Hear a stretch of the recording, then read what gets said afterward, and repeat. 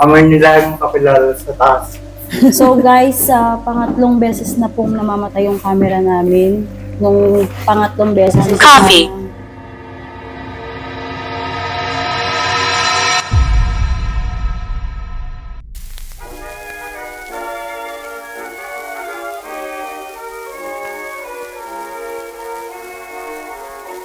Once more I hold you to my heart, and through the walls we Sa probinsya ng Bulacan, matatagpuan ang dating tahanan ni Francisco Soc Rodrigo. Si Soc ay isang kilalang abogado at politiko na nagbigay ng malaking kontribusyon sa batas at pampublikong serbisyo. Siya ay naging isang simbolo ng integridad at dedikasyon sa kanyang propesyon. Ngunit ang bahay na ito ay hindi lamang makasaysayan, kundi may mga kwento rin ng mga paranormal na karanasan. Maraming nagsasabing nakakaranas sila ng kakaibang presensya mula sa mga hindi nakikitang tunog hanggang sa mga aninong lumalabas sa gabi. Isang lugar na puno ng kasaysayan at misteryo. Ano kaya ang sikretong tinatago ng bahay na ito? Hello mga ka-mistakes, magandang gabi. Nandito kami ngayon sa bahay ni Francisco Soc Rodrigo dito sa Bulacan. Ngayon, tutuklasin natin kung ano ang mga kwento sa loob ng bahay na to at kasama rin namin ang aming mystic team trainee na si Raymar at si Colleen. So sis, baka pwede kang magbigay ng historical background ng lugar na ito. Okay.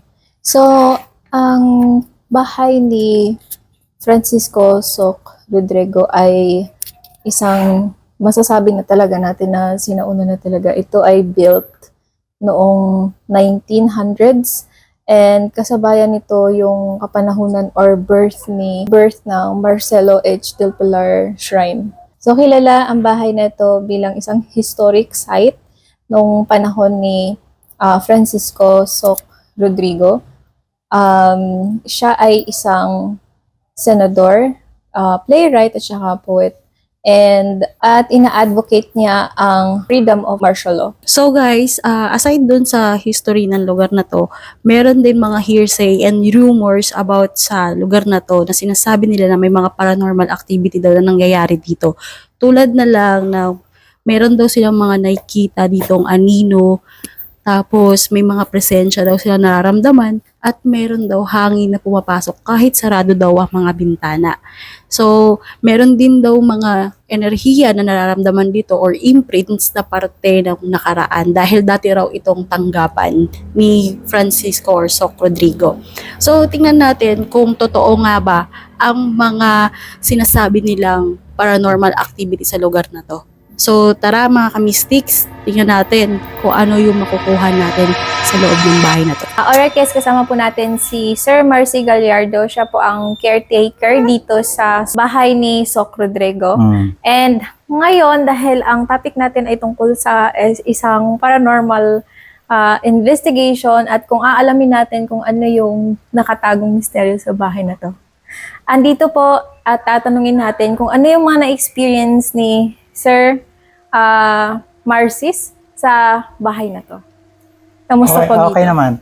Dito, kasi itong bahay na to, since noong 1921, na bali, tinayo to talaga itong bahay na to, 1929. Ang may-ari talaga nito, si Melissa Rodrigo, father ni Soc Rodrigo. Tsaka yung mother ni Soc, si Melissa Rodrigo, Aldana Rodrigo. Alright.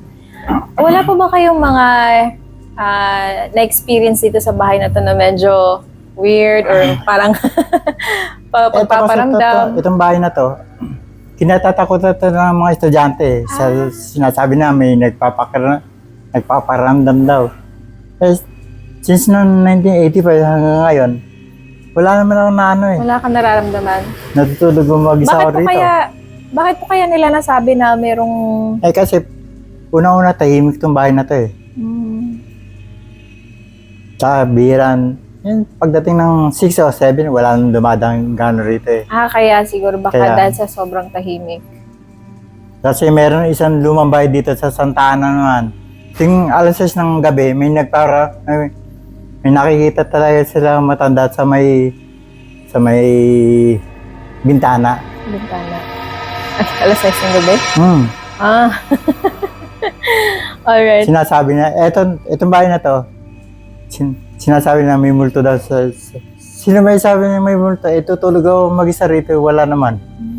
Dito po talaga kayo nag-ano? Dito ako dating nakatira. Ngayon, sabi nung amo kong doktor ngayon, sa niya, Marcy, huwag ka na muna matulog dun sa nag-iisa. Baka mamaya may mangyari sa akin. Walang kasama. Baka mamaya nakapadlock lahat. Aamoy ka dyan. Sige ka, Dok. Kaya pagka bago mag-6, binabuksan ko na lahat ng ilaw dito.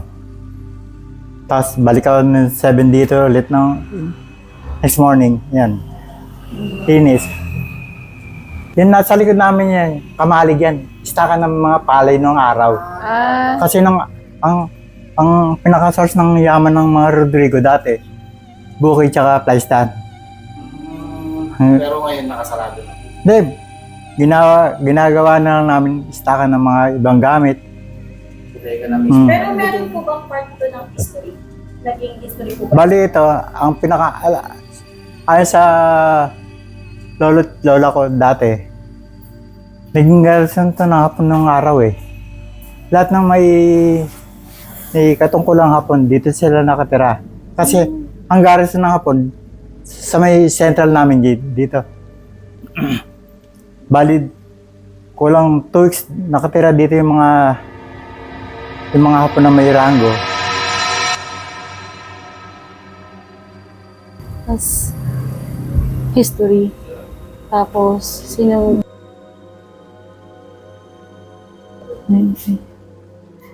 Okay, lalo na sinasabi nila na infinite law ito. Ganda na, infinite law ito mula sa nakaraan. Ay, tumiilaw ah. Teka lang. Lakas ah. Akyat na tayo? Hindi ko rin sa... Pwede bang papatayarin? Napagdesisyonan ng aming team na umakyat na sa ikalawang palapag. Maraming kwento ang nagsasabing dito sa itaas, madalas nararamdaman ang kakaibang presensya at nakakaranas ng paranormal activity.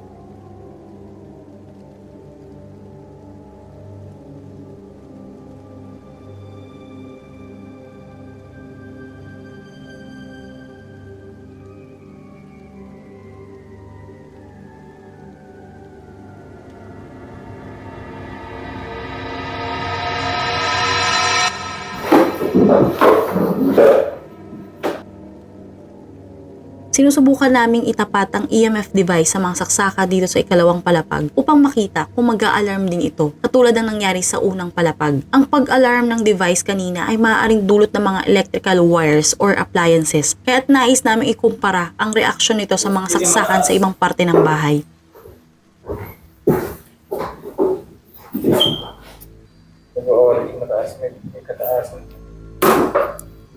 Wala na. Nawala na.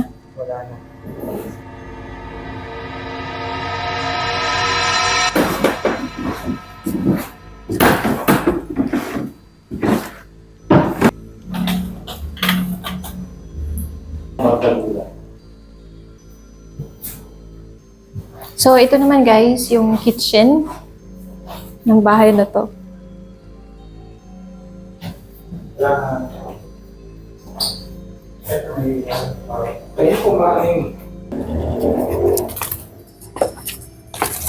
Ang alaga dito sa part na to.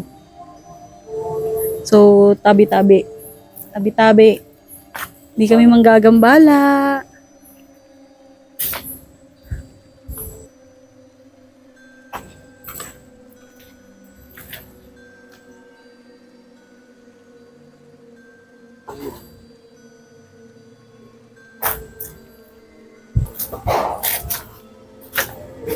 Binabato na naman tayo, sis. Ha? Binabato na naman tayo. Binabato. Okay, guys. Ayon sa caretaker, itong lugar na to ay dating kamaling kung saan iniimbak nila yung mga palayan.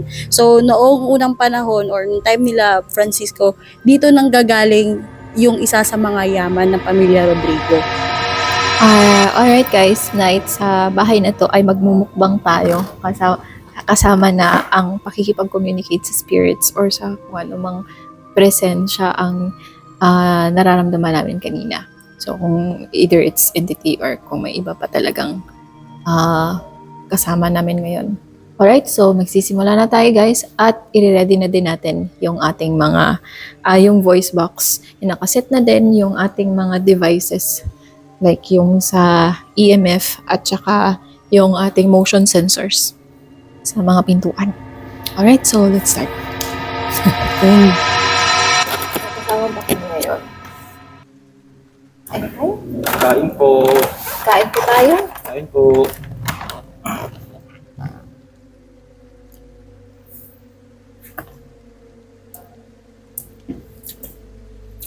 It could be Ano yun? form Full name? Ano ba full? May kasama ba kami? probably Probably. Ilan kayo dito? Dalawa? Marami? either or Ron. Yes. Mukhain lang naman kami, grabe. Wala dito ano natin. Okay. Okay. Nire-record ko yun eh.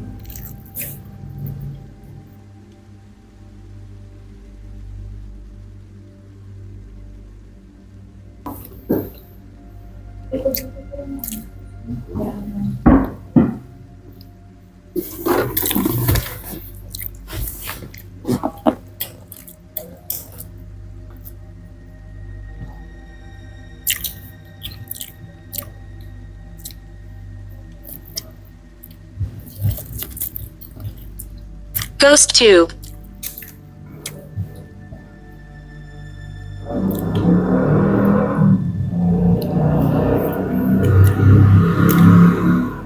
Leave here.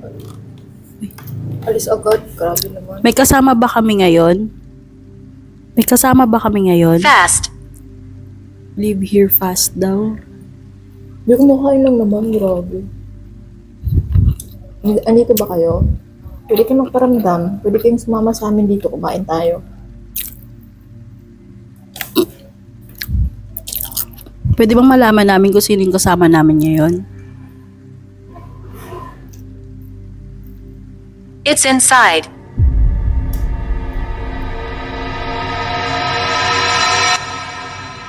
May gusto ba kayong sabihin?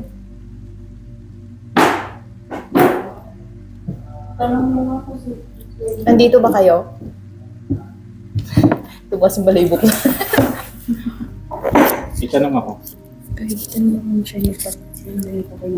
Kayo ba yung nagpatay ng camera? Habang patuloy kami sa aming paranormal investigation at communication, may mga nangyaring hindi inaasahan. Una, namatay ang camera recording sa phone ni Reyka, isang technical na aberya na mahirap ipaliwanag. Ngunit mas nakakapagtaka, ilang minuto lamang pagkatapos ito, ang aming main camera naman ang biglang nag-off. Isang kakatuwang insidente na hindi kami makapaniwala. Hindi ito karaniwang nangyayari sa mga ganitong sitwasyon. Ang weird. Napatayin yung camera tapos umakit yung ano. Ibig sabihin, andito siya. Habang patuloy kaming nagsasagawa ng paranormal investigation, ilang beses nang dumaan ng mga spirit orbs sa aming kamera. Ang mga orbs na ito ay maliliit na bilog na liwanag na itinuturing na enerhiya mula sa mga espiritu. Karaniwang hindi ito nakikita ng mga mata, ngunit maaaring makapture sa kamera bilang senyales ng presensya ng mga kaluluwa sa paligid.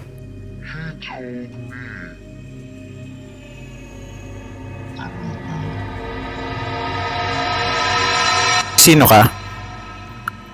Okay lang ba na kumakain kami dito sa bahay niyo? What is that? Pagkain siguro, tanong niya, okay lang ba kumakain dito? Okay lang bang kumakain kami dito? Ano? Okay. Meron kaming egg, chicken fillet, rice, at saka pork. Ano nga ito? Sweet corn. Gusto niyo ba?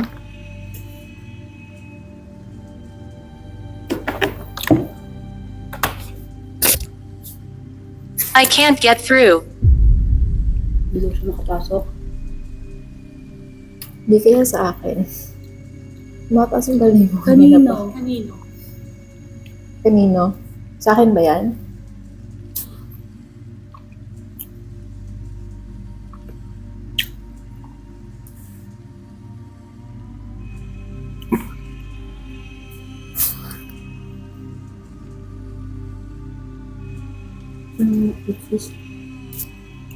Saan kayo hindi makapasok? Or hindi makatagos?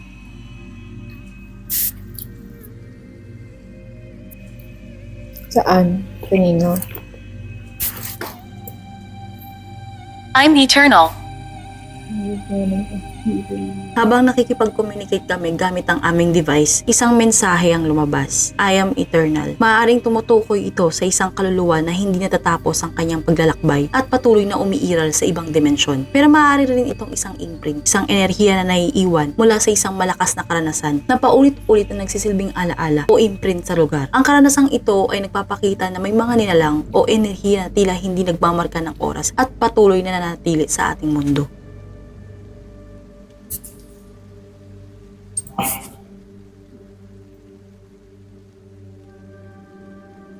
Ito na yung pangalawang beses na namatay yung camera namin. At paulit-ulit sinasabi dun sa ghost tube na I can't get through. Siyang padaan. Bakit? Portal ba tong pinagkakainan namin? Daanan niyo ba to? Yung pinagkakainan namin? Pwede kayo magparamdam sa mga devices namin. Pwede niyong pailawin yung nasa... Hanged. Heng. Ano to eh? Nakabitay daw. Heng? Hang. Okay. Nakahang? Nakabitay daw. Sino nakabitay? Sino nakahang? Imprint to sis. Imprint niyo. Gusto niyo bang i-clear namin yung paligid? Crying. Ano pa talaga yun, sis? Sa tinatanong ko, crying ba? She is crying. Yun nga eh. Babae, umiiyak. Sino Give it to me. Ano ba yung gusto mong makuha? Tapos, I can't get through. Yan yung paulit-ulit eh. May kailangan siya. Kunin. Hindi niya makuha. Hindi siya makatawid ka, no? Posibleng ganun. Bayat mo, pasok sa utak. Nagpakamatay ka ba dito? Naisip ko nga yun. Kanina ko. Sige mga nagpapakamatay hindi na ako. Pwede natin tanungin mamaya siguro kung may history ng dito. Nagpakamatay. God, magsisimula na yung ulo ko. Nagpakamatay ka ba dito? Inalis ko pala yung ano. He told me.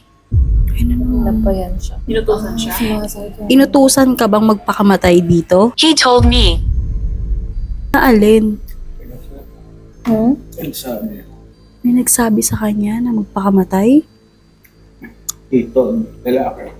Anong sinabi sa'yo? Kailangan kong siguro. Pwede ba namin malaman?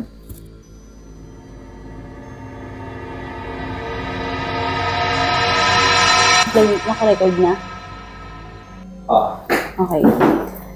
So guys, pangatlong beses na pong namamatay yung camera namin.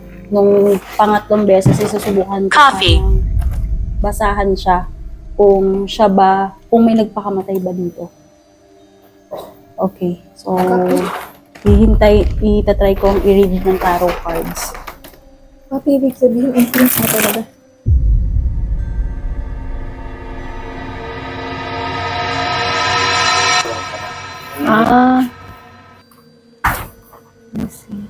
Dati, ito ba na taping talikit na umaga, amoy nilagang kape. Ay, nagkakape ah. May nagkakape. Pag-umaga. Ating umaga, pagpasok ko dito, amoy nilagang kape lalo sa taas.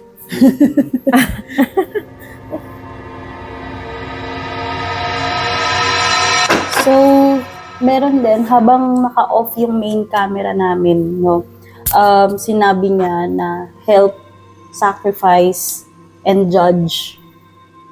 At hindi daw siya makatawid. May nagpakamatay ba dito?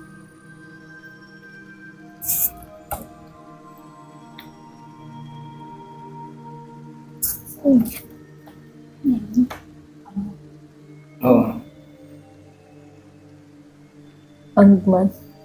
So guys, ang nabunot ko po is The Hangman.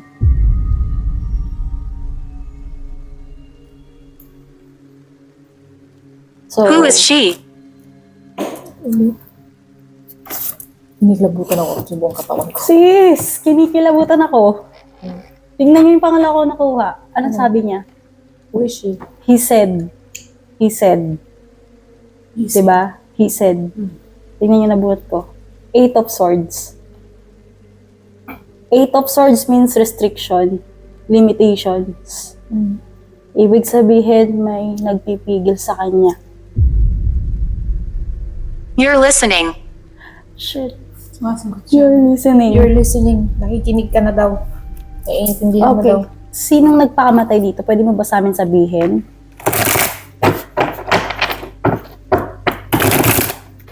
Sacrifice. Sacrifice. Diba ang question ko is, bakit ka nagpakamatay dito? Sacrifice. He said. Judged. Ano? Parang sinasabi niya, nagpakamatay siya. Kasi, parang siguro may nangyari na malala. Nahusgahan Tapos, siya. Nahusgahan siya, and then parang sinakripisyo niya yung sarili niya. Siguro may You're listening. Oh, shit. Tama nga, may pinoprotektahan siya. Kaya nangyari yun. Pwede ko bang malaman kung sino yung pinoprotektahan mo? I'm right here. Sis. Ano ba sa injustice? May sinabi siya, judge. Tapos lumabas ngayon yung justice. Accurate up, no? Are you frightened? Mataas na rin yung... Sino? Ako, Tumataas na yung slightly EMF. medyo... Tumataas lang konti yung EMF. Ay, tumataas nga. Tumataas ang EMF. Dapat ba kaming matakot na andito ka ngayon? Mga may pakiramdam ko. Ayun na, medyo pinikilabutan ako. Oo, constant siya. Kasi okay na ako. I think nagsasalita sila. Dapat ba kaming matakot ngayon? Hindi. Hindi. Hindi. Okay. Ano may tutulong namin sa inyo? Gusto niyo ba na i-heal? Yung... I'm right here. Gusto niyo ba... Oo. Gusto niyo bang ma-heal ang lugar na to? Kayo, ikaw? Yes. Gusto niyo bang magsindi kami ng kandila dito? Yes. Tama nga. Andyan siya. Nandyan siya. Dito, banda sis. Sabi na nga andito nga sis. Tumaas na. Tumaas siya. Ramdam mo kasi parang may ibang enerhiya humatak May sa akin. nakuha akong The Emperor.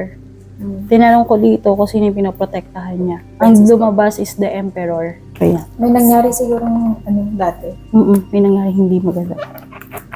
Hindi maganda. Kinikilabutan ako ngayon. Okay lang. Okay lang. Kaya naman yan. Kaya naman. Magsabi kayo guys kung hindi nyo kaya yung Pwede mo naman ipakita sa akin kung anong nangyari dati dito?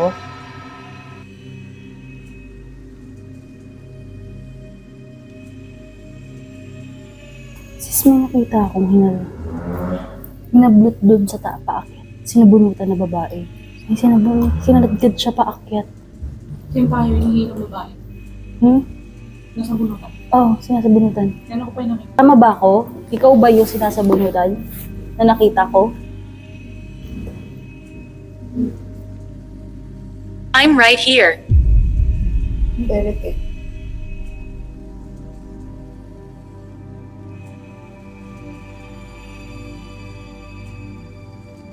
May tatanong lang po kami sa atin. Ayan. Gusto lang po namin malaman kung may history po ba na nagpakamatay dito. Wala ganyan. nang nagpapakamatay dito. Dati po wala. Wala. So, ayan. Kinonfirm naman ng ating caretaker na wala naman nagpakamatay dito. Wala. May naano po kasi kami. May na-communicate po kami. Nagpakamatay dito?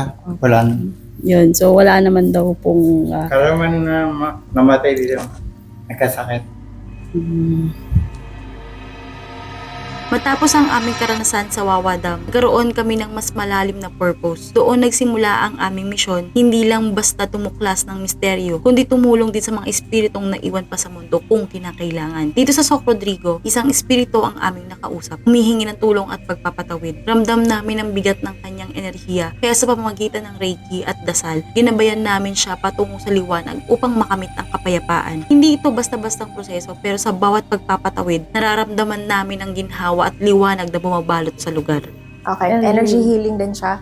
So, combined with Reiki. So, we are Reiki master ka, di ba? Okay. So, visualize na lang namin yung symbols kasi it's not allowed. And siguro, once makakonect na tayo, ganito na lang yung kamay natin.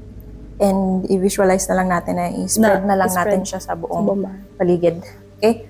So, alright, let's begin.